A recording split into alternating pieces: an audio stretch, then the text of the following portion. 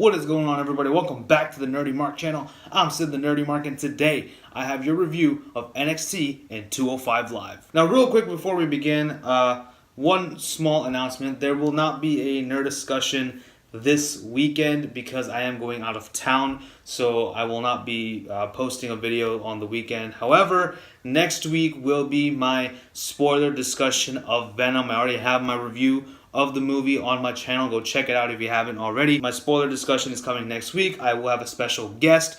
Look forward to that. That's pretty much all the announcements I have for you guys. So with that in mind, let's dive right in to this week's WWE Network shows, starting with NXT. NXT began with Tommaso Ciampa, the NXT champion. He comes out and he calls out the Velveteen Dream in a masterful promo. Out comes the Dream himself, and he also cuts a promo himself, challenging Tommaso Ciampa for the NXT title. And of course, both of them still believe that each other attacked Aleister Black, the former NXT champion. Out comes Nikki Cross, and she comes in, does her Nikki Cross thing, which was amazing, and I love it. One of the reasons why I really love Nikki Cross. And she comes around, she pretty much says, "I know what you did," to both of them, and she keeps on chanting, "I know, I know, I know," as usual. So continuing to imply that she maybe knows what happened to Aleister Black. Now, my question to you, who do you think should be revealed as Aleister Black's attacker? I know my friend Tim Farley from Armbar Audio said that it should be the potential NXT signee Punishment Martinez, who would actually be really cool because Punishment Martinez does have that dark aura about him, and him being kind of this occult type of a character, and even Aleister Black being like that. That would kind of make sense. That would be pretty cool. I mean, if it does end up being Martinez, that would be pretty cool. I'd be interested to see that. Personally, I couldn't tell you. It could be Matt Riddle. I don't know, to be honest with you. Maybe it's Johnny Gargano. Who knows? Or possibly... It's me, Austin! Oh, son of a bitch! No, I'm just kidding. It's not going to be him. I know it's not going to be him. Or is it? We now had the limitless one, Keith Lee, bask in his glory, taking on Kona Reeves, the NXT's finest. Keith Lee is from Texas, so fellow Texan right here. This was a good match. This was fun. Pretty quick match. Keith Lee got the upper hand at the beginning. Then the tide turned towards Kona Reeves. And then later on, Kona Reeves kept punching Keith Lee, which pissed him off. Keith Lee then hit the what I think was originally called the Ground Zero or the Spirit Bomb. And it's now called the Supernova. So he hit that to win the match. Good stuff here. I'm excited to see where Keith Lee goes. I hope he does get a spot in the title picture in the near future. We now have William Regal being interviewed, but is interrupted by Cassius Ohno, the knockout artist, and he continues to make fun of William Regal's shiny new toy. No sexual innuendo whatsoever. He even implies that probably the shiny new toy was the person who attacked Aleister Black. Who knows? We never know. But who could this shiny new toy be? I don't know. You don't know. Nobody knows, as once again. But Nikki Cross knows, and she makes it apparent when she interrupts Cassius Ohno and says, "I know what you did," and laughs and goes away. Finally, our main event, the triple threat match for the North American title, pitting Ricochet, the champion, against the Bruiserweight Pete Dunne and Adam Cole, baby, in a barn burner of a match. If you did not watch this match, what are you doing with your life? This was fantastic. I just cannot...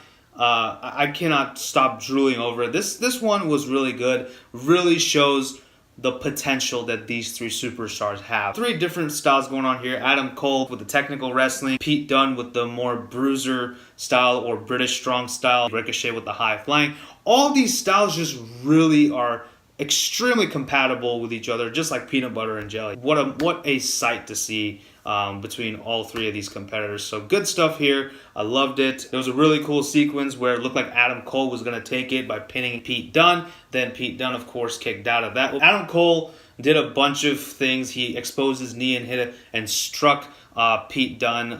Pete Dunne, of course, continuing his joint manipulation on both Ricochet and Adam Cole. There was even a spot where Dunne had Cole and Ricochet in a single Boston leg crab at the same time. This match was nuts. You have to just go watch it. I don't do it justice by telling you how good it was. You need to go check this out somehow. I don't know how you're going to do it, but go watch this match. It did end, however, when Pete Dunne did hit the bitter end onto Adam Cole. He was going for the pin. Ricochet came with a 450 splash, pinned Pete Dunne to retain the NXT North American title. And next week, Adam Cole's cohorts, Roderick Strong and Kyle O'Reilly, will be taking on War Raiders for the NXT Tag Team title. So that should be a lot of fun. Along with Nikki Cross taking on the EST of NXT, Bianca Belair. So that should be fun too. So we have a double main event next week. I'm excited for this. But for now, let's move on to 205 Live.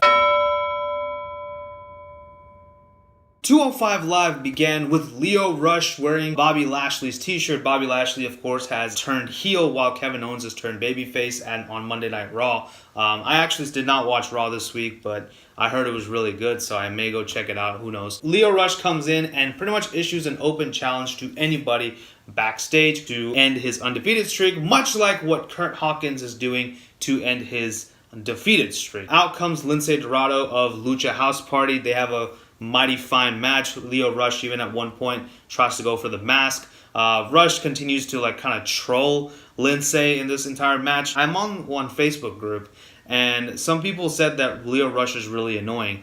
Well, Lio Rush is definitely the man of the hour and he can afford to run his mouth. You know why?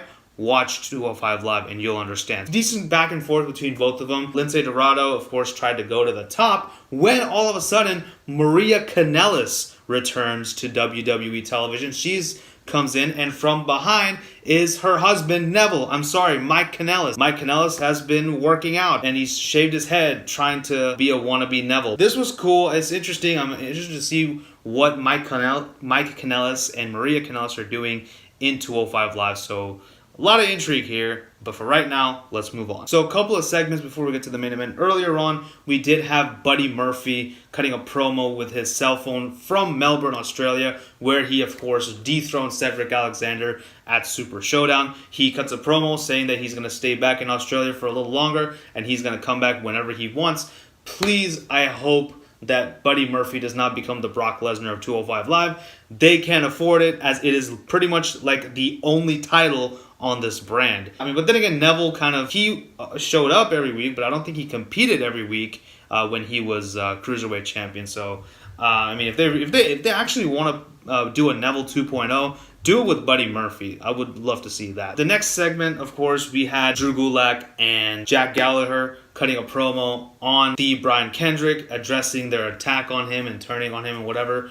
They said that, they want to address the issue head on, saying that he was a weak link, whatnot. He had gone soft and all that good stuff. So with that in mind, they are now going to take out Akira Tozawa. Brian Kendrick is definitely not interfering in this match. And now it is time for our main event. Tony Nese versus the former Cruiserweight champion, Cedric Alexander. Both of these guys have been going back and forth on social media, which is now cultivated in the ring. So what a great match. Tony Nese, two great matches. Last week, as I mentioned, his match with Johnny Gargano was really good, and then this match here was pretty good too. A bit slow at moments, interesting to say, interesting word to use for a cruiserweight match, but it kind of was a little slow. Announcers definitely played up the fact that Cedric was being a little bit slower than usual and all that good stuff, so that was fine. However, the match did end with Tony Nese winning, so there's that. So overall, I did think both shows were pretty good. However, I am going to say that NXT was a little bit better this week.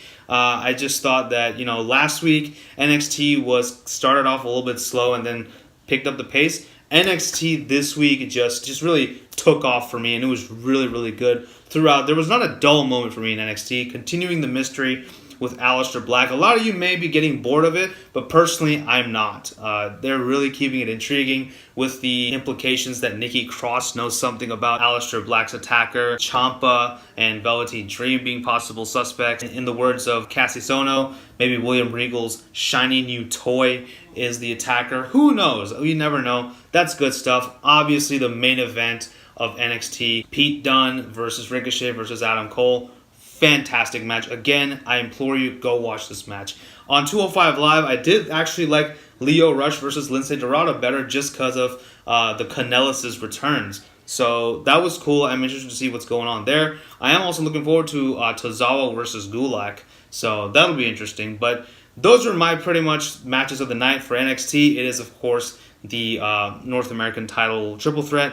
And on 205 Live, it is Lio Rush versus Lince Dorado. So that pretty much concludes my review of NXT and 205 Live this week. Let me know what you guys thought about both shows in the comment section below. Also, don't forget to like, share, and subscribe. Follow me on social media and tell your friends about the Nerdy Mark. Thank you all so much for watching. Thank you so much for the support. This is Sid signing off. You guys take care. Bye-bye.